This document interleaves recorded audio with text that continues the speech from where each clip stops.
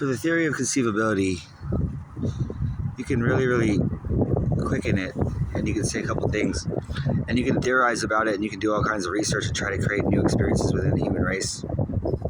Or you can just think of it like this. I just came up with this on the walk here. I had a pretty emotional day.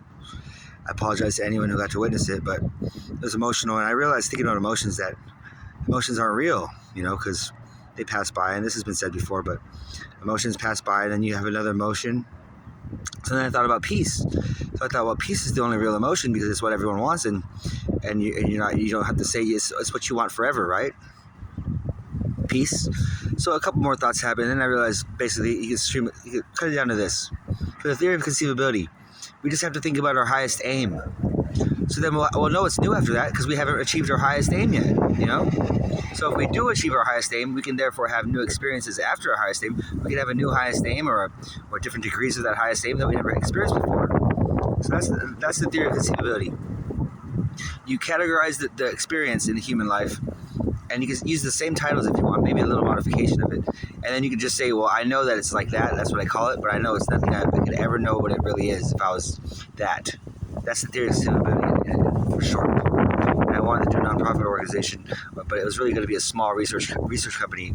Over time, I realized that I should make it a small research company, maybe a private foundation, nonprofits.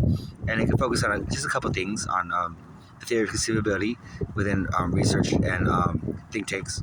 And for the second idealism, it's going to be based on two idealisms because I thought if I start small, there's a lot of room to grow.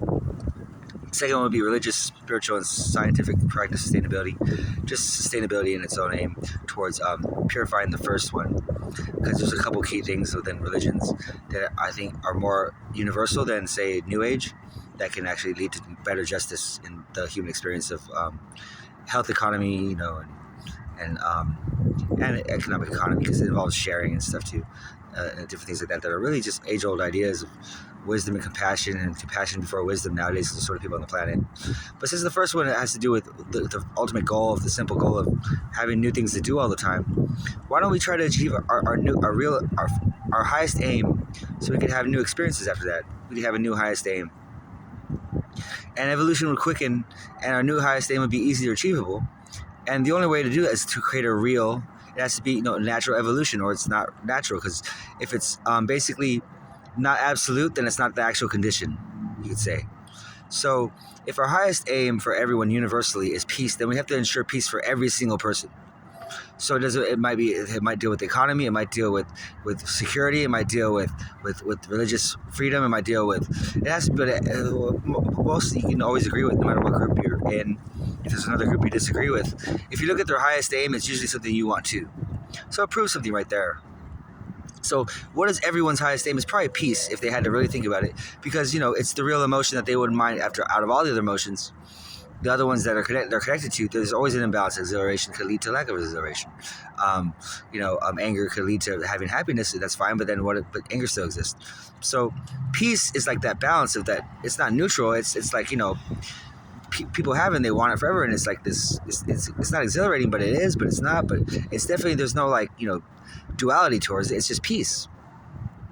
So when people feel more at peace overall, conventionally, if conventional is a unity and it's a tradition, if it was held by everyone, and there were people that weren't complaining or there weren't inequalities in life, it seems like a huge aim.